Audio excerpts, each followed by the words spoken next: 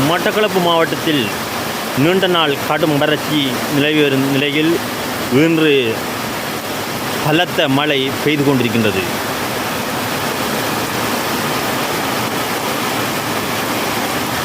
மட்டக்களப்பு போரதீவு பற்றி பிரதேசத்தில் இன்று பரவலாக மழை பெய்து கொண்டிருக்கின்றதை காணக்கூடியதாக இருக்கின்றது.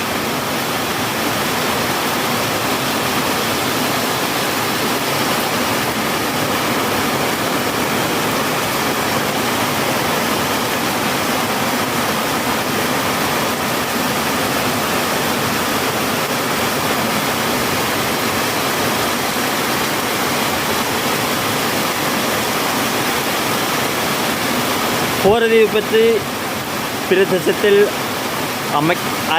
அரசாங்கத்தினால் அமைக்கப்பட்ட